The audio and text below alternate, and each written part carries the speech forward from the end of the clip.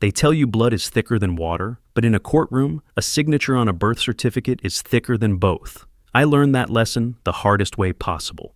My name is Ashley Parker, and this is the story of how I tried to build a life on lies, only to watch it crumble when the truth finally caught up with me. I was 24 when I met Andrew Parker at a housewarming party in North Scottsdale. At 38, he wasn't the kind of man who usually caught my eye. 6'2" with calloused hands and a permanent tan from working construction sites across the Phoenix Valley, he looked exactly like what he was, a blue-collar guy who'd built something from nothing.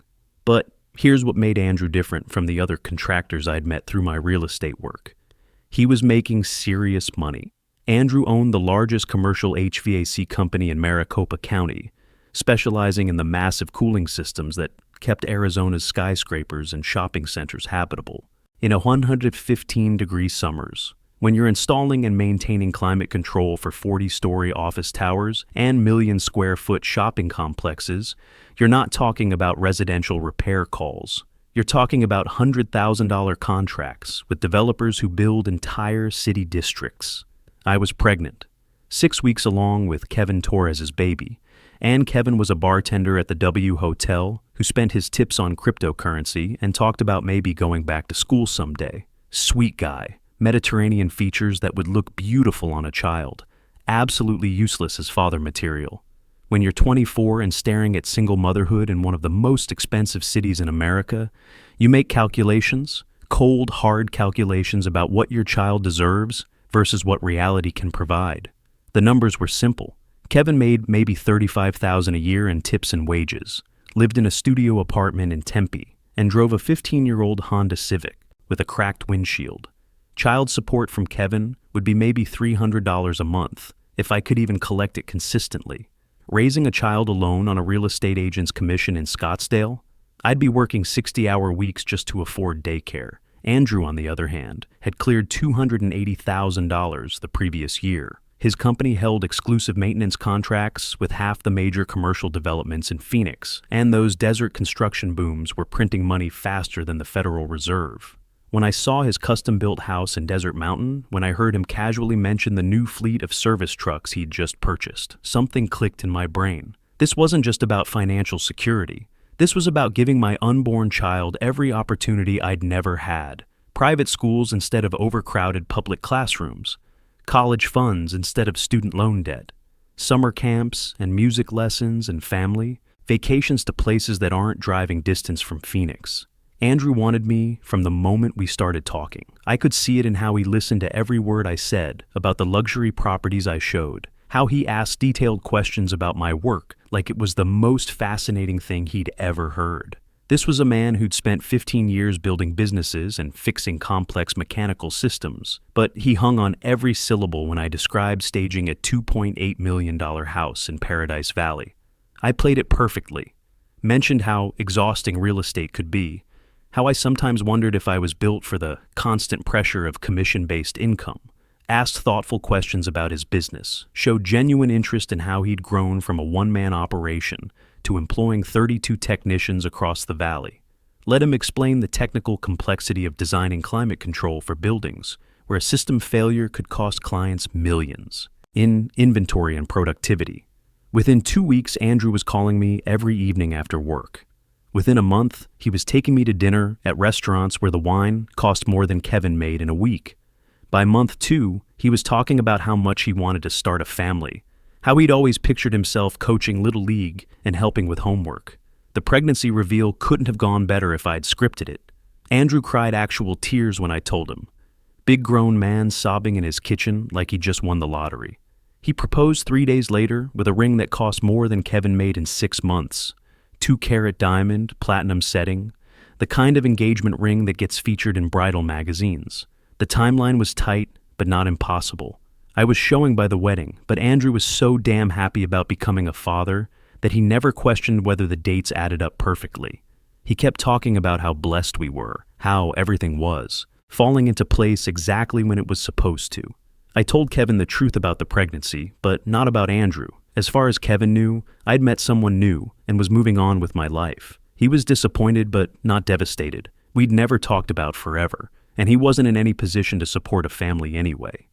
I gave him some story about the new guy being understanding about my situation, willing to step up and be a father figure.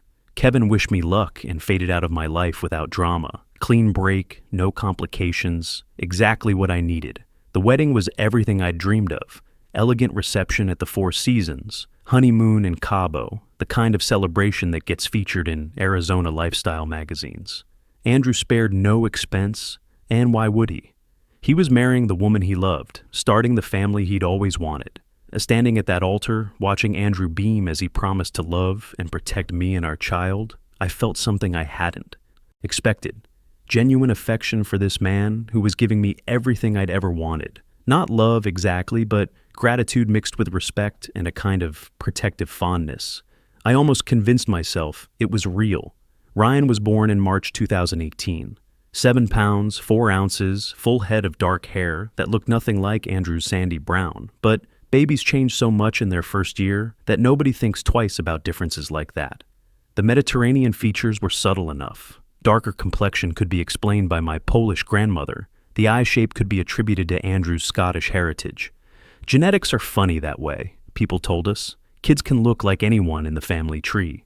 I held my breath during those early pediatric appointments, but Dr. Martinez never commented on Ryan's features or asked any uncomfortable questions. Why would she? I was married, well insured, and Andrew was present for every appointment, asking detailed questions about developmental milestones and vaccination schedules like the devoted father he believed himself to be. Andrew signed the birth certificate without a moment's hesitation, tears in his eyes as he wrote his name next to father. Under Arizona's marital presumption law, a man married to the mother automatically becomes the legal father when a child is born during the marriage. No questions asked, no DNA tests required. That signature took Andrew 3 seconds to write and would cost him everything. But I'm getting ahead of myself. For 7 years, I lived in a beautiful house with a man who adored me and provided everything I'd ever wanted for my son. Andrew coached Ryan's t-ball team every Saturday morning, teaching those kids to keep their eye on the ball and run through first base instead of to it.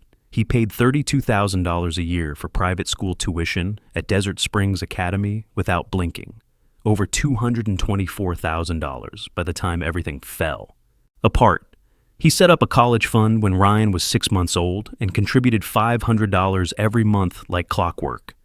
By the time the truth came out, there was $42,000 in that account. He taught Ryan to ride a bike in our circular driveway, held him steady until the training wheels came off and Ryan was pedaling independently around the desert mountain golf course paths. Andrew showed up to every school play, every parent-teacher conference, every award ceremony. When Ryan struggled with reading in 2nd grade, Andrew hired a private tutor and spent an hour every evening working through phonics workbooks. When Ryan expressed interest in learning guitar, Andrew bought him a child-sized acoustic and drove him to lessons every Tuesday after school. I watched Andrew build the relationship he'd always dreamed of having with a son, and I told myself I'd made the right choice. Ryan had stability, education, opportunities that Kevin Torres never could have provided. Andrew had the family he'd always wanted. Everyone was happy. The lie had become so comfortable, so natural, that sometimes I almost forgot it was a lie at all. But lies have a way of requiring maintenance, like Andrew's HVAC systems. You have to monitor them constantly, adjust for changing conditions, replace worn components before they fail completely. I got very good at maintenance. When Ryan started asking questions about why he looked different from Andrew, I had explanations ready. Genetics are complicated, sweetheart. Sometimes children look more like distant relatives. Your great-grandmother on daddy's side had dark hair just like yours. When teachers commented on Ryan's artistic abilities, something neither Andrew nor I possessed, I attributed it to his creative spirit, his unique personality. The trickiest moments came during family medical history forms. Heart disease on father's side. I had to guess based on Andrew's family health records. Diabetes. Risk. Allergies. I was essentially creating a fictional medical background for my son, hoping that nothing serious would ever require accurate genetic information. Andrew never questioned any of it. Why would he? He was living his dream life. Successful business, beautiful wife, smart and healthy son. His HVAC company was expanding into Las Vegas and Tucson markets. We took family vacations to Hawaii and Europe. Ryan was excelling in school and showing talent in multiple sports. I convinced myself that everyone was better off with the arrangement I'd created. Andrew got to be the father he'd always wanted to be. Ryan got opportunities and stability that his biological father never could have provided. I got financial security and a genuinely good man who treated me better than any of my previous relationships. The only person who lost anything was Kevin Torres, and Kevin was never going to be father material anyway. He was still bartending at the W Hotel, still talking about cryptocurrency and community college courses he never actually enrolled in. Even if he'd known about Ryan, what could he have offered? Weekend visits to his studio apartment? Child support payments that would have been irregular at best? I justified the deception by focusing on outcomes rather than methods. Ryan was thriving. Andrew was happy. Our marriage was stable and loving. The fact that it was built on false pretenses seemed less important than the genuine care and affection that had developed between all of us over the years. Andrew treated me like a partner in his business decisions, asking my opinion about expansion plans and equipment purchases. He respected my real estate expertise and referred clients to me whenever someone needed residential property. We had dinner together every night, talked about our days, planned Ryan's future education and extracurricular activities. By year 5 of our marriage, I'd almost forgotten that Andrew wasn't Ryan's biological father. The day-to-day reality of our family life felt completely authentic. Andrew's love for Ryan was genuine, even if it was based on false information. My affection for Andrew had grown real over the years, even though it had started as calculated attraction to his financial stability. I thought I'd pulled off the perfect crime. One with no victims, only beneficiaries. The unraveling started with something I never could have predicted: a data breach at Banner Desert Medical Center, the hospital where Ryan was born. In February 2025, the hospital sent a letter to all patients whose records had been compromised, recommending they review their medical information for accuracy. It seemed like routine bureaucracy, the kind of thing you file away and forget about. I should have known that Andrew would be different. The man who color-coded his commercial HVAC maintenance schedules and kept detailed equipment histories for every client wasn't going to ignore a hospital security breach. He called Banner Desert the day after we received the letter, requested complete copies of all files related to Ryan's birth, and spent the following weekend organizing them in one of those 3-ring binders he used for major construction projects. That's when he found the blood-type documentation. I was staging an open house in Gainey Ranch, arranging furniture, and adjusting lighting to make a $4 million property look lived in rather than sterile when Andrew called. Something in his voice made me step away from the potential buyers touring the master suite. "Ashley, can you come home? We need to talk about something." The drive from Gainey Ranch to Desert Mountain takes 25 minutes in normal traffic. I spent every one of those minutes running through possibilities, and none of them were good. Andrew wasn't the type to call me home from work for casual conversations. When he used that particular tone, controlled, methodical, problem-solving, it meant he'd identified a system malfunction that required immediate attention. When I walked into his home office, Andrew was sitting at his desk with medical papers spread out like blueprints for a commercial installation. He looked up at me with the same analytical expression he wore when diagnosing faulty equipment. Patient, focused, but determined to find the source of the problem. "Ryan's blood type is AB negative," he said quietly, pointing to a highlighted section of the hospital records. "According to these documents from Banner Desert, I'm O positive. You're A positive. Do you understand what that means, Ashley?" I knew exactly what it meant. 2 parents with O and A blood types cannot produce an AB child. It's biologically impossible, like trying to cool a building with a heating system or expecting water to flow uphill. But I wasn't ready for this conversation. 7 years of careful construction, and it was all coming apart because of a data breach and my husband's obsessive attention to detail. "Medical records have errors all the time," I said, sitting down across from him. "You know how careless hospitals can be with paperwork. Remember when they billed us for someone else's surgery last year?" Andrew nodded, but I could see him processing information behind his eyes the same way he evaluated complex mechanical systems, systematically testing each component until he identified the failure point. That's what I thought too, so I called Dr. Martinez, asked about Ryan's blood type from his physical last year. He held up another piece of paper. AB negative, confirmed. She pulled it from 3 separate lab tests over the past 2 years. The room felt like it was shrinking. I could feel my carefully constructed life developing stress fractures, like a building's foundation shifting under too much weight. Maybe you should get tested again, I suggested, grasping for any explanation. Sometimes blood types can be misidentified. Lab errors happen more often than people think. I did. Yesterday morning, before the Henderson Plaza job, went to LabCorp, waited for the results. He slid a fresh lab report across the desk. O positive, no margin for error. They ran it twice to be certain. I stared at those papers, watching everything I'd built crumble in real time. Andrew kept talking, his voice steady and controlled, but I could hear the pain underneath, the sound of a man discovering that his entire life was built on false specifications. I ordered a paternity test, the kind that holds up in court, AABB accredited, chain of custody documented. He paused, and I watched 7 years of fatherhood die in his eyes. Results came back this morning. I didn't need to ask what they said. The answer was written all over his face, in the way he sat straighter in his chair, in how his hands moved to organize the papers into precise stacks.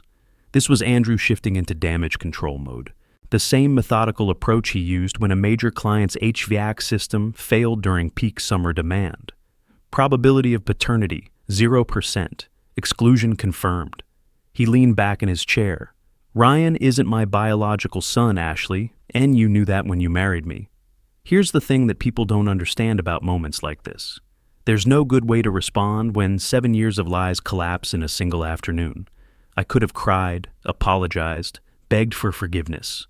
I could have tried to explain about Kevin, about the impossible choice between love and stability, about wanting to give my son a real future. But Andrew was looking at me like I was a defective piece of equipment that needed to be replaced, and I knew that nothing I said would fix what was already broken beyond repair. Instead, I got angry.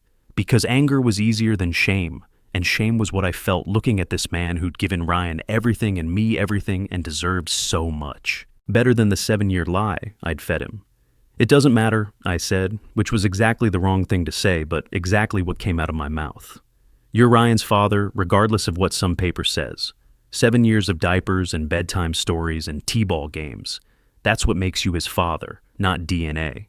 The silence that followed was louder than any argument we'd ever had. Who is the biological father, Ashley? The question hung in the air like summer heat in Phoenix, unavoidable, suffocating, impossible to escape. I could have told him about Kevin Torres, about the brief relationship that had produced the child Andrew loved more than anything in the world. But Kevin wasn't part of this equation anymore. He'd faded out of my life cleanly, without drama, exactly the way I'd planned it 7 years ago. That's irrelevant, I said, which was both true and completely beside the point. You need to forget about this and move forward. For Ryan's sake, for our family's sake. But Andrew wasn't the kind of man who forgot about problems or moved forward without solutions. He approached every challenge the same way he approached a failing commercial HVAC system, methodically, systematically, with complete focus on identifying and fixing the root cause of the malfunction. He filed for divorce that Monday. By Tuesday, he'd filed a motion to disestablish paternity under Arizona Revised Statute 25/8 And by Wednesday, I knew my comfortable life was officially over. The family court hearing was scheduled for August 2025. I sat across from Andrew at the respondents' table with my lawyer, watching the man I'd lived with for 7 years present evidence of my deception, like a contractor submitting a detailed project proposal. His lawyer laid out the timeline with mechanical precision. Blood type incompatibility, confirmed paternity test results, the mathematical impossibility of Andrew being Ryan's biological father. My lawyer argued that Andrew had voluntarily acted as Ryan's father for 7 years, that the marital presumption applied under Arizona law, that severing that bond would be psychologically devastating to a child who knew no other father.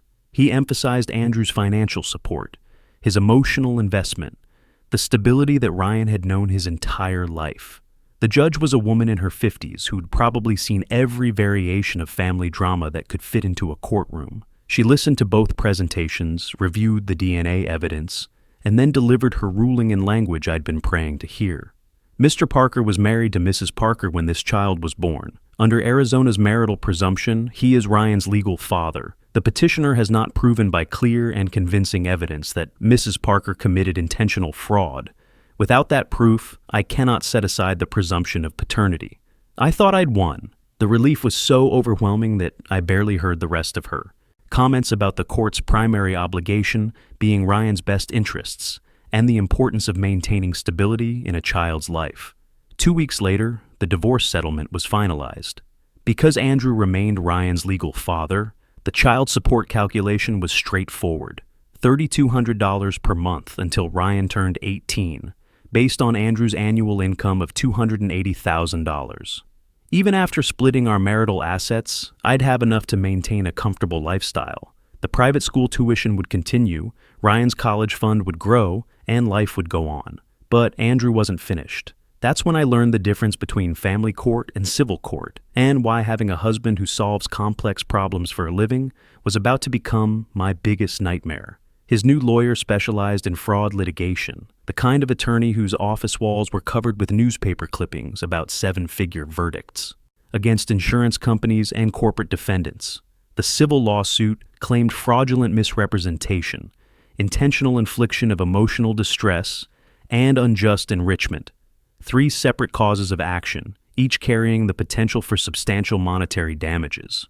Unlike family court, where judges focus on children's best interests and family stability, civil court operates on different principles. The question wasn't whether Ryan would be harmed by learning the truth about his paternity. The question was whether I had knowingly deceived Andrew for financial gain, and if so, what those lies had cost him over 7 years. The discovery process began in November 2025, and that's when I realized how thoroughly Andrew had planned his counterattack. Civil litigation discovery rules are broad. If information might lead to relevant evidence, lawyers can subpoena it.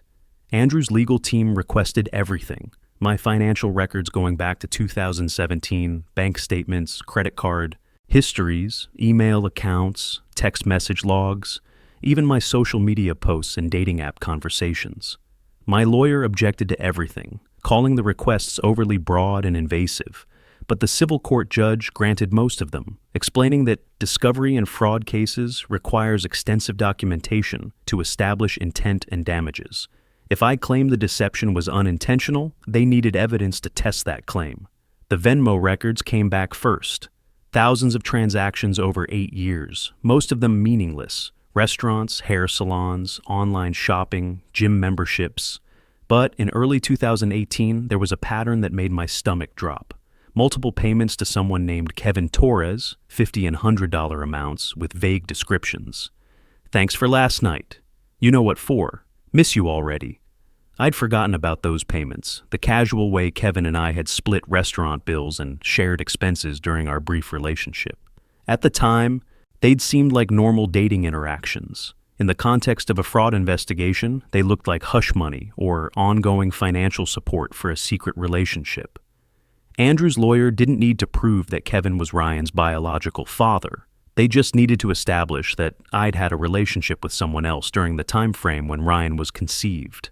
The Venmo records provided a paper trail that was impossible to explain away. But Venmo records weren't enough to prove intentional fraud. Payments could mean anything: shared expenses, borrowed money, casual dating arrangements.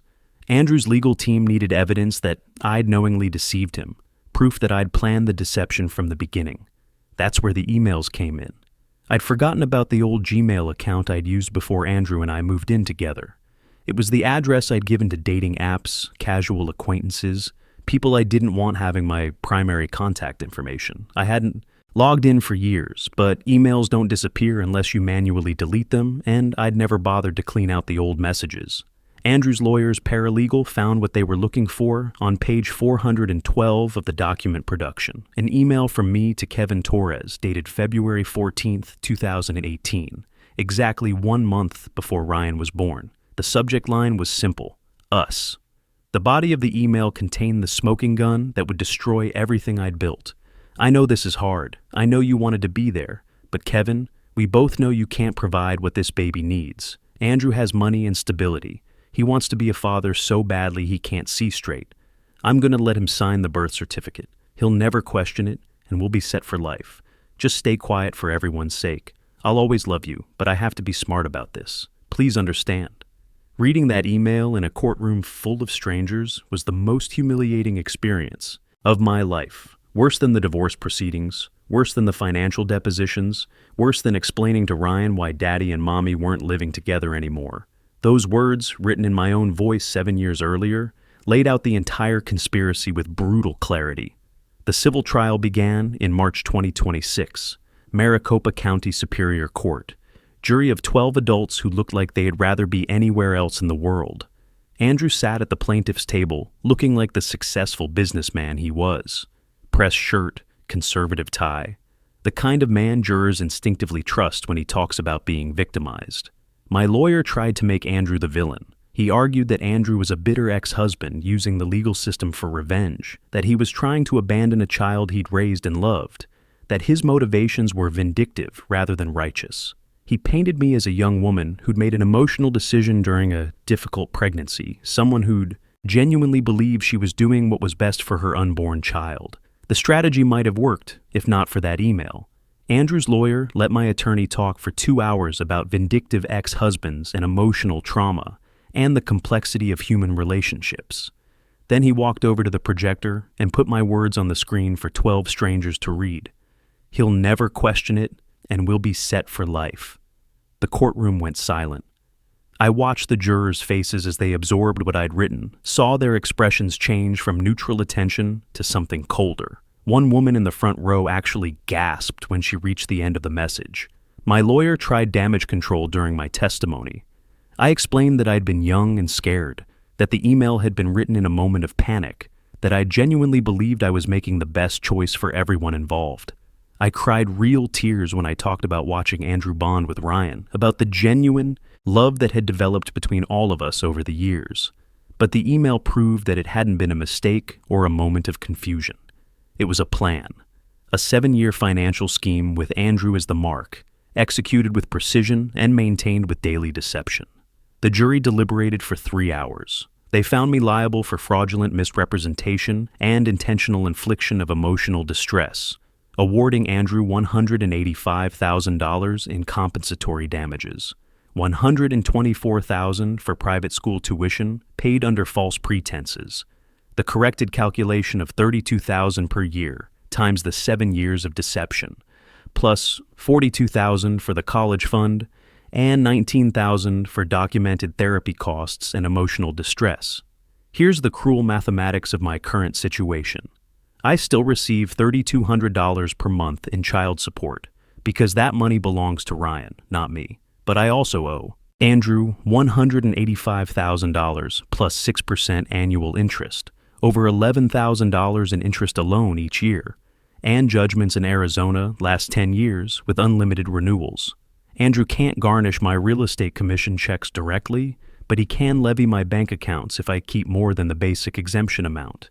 He can place liens on any property I try to buy. He can seize personal assets with equity value. I've moved to a smaller apartment in Tempe, drive a 15-year-old Honda Civic, and cash my commission checks instead of depositing them, because any significant bank balance becomes Andrew's property. The judgment grows faster than I can pay it. If I ever get a raise, Andrew's there. If I inherit money or win a settlement, Andrew's there. If I try to buy a house or accumulate any assets worth seizing, Andrew's watching. I can't save money, can't build equity, can't plan for retirement because debt follows me like a shadow, and shadows don't disappear. Every month when I write Andrew that child support check, I'm reminded that the law has more than one courtroom, and the man I tried to fool spent 7 years learning exactly how to use both. The system I thought I'd gamed ended up gaming me instead, proving that some lies are too expensive to maintain, and some debts can never be fully paid.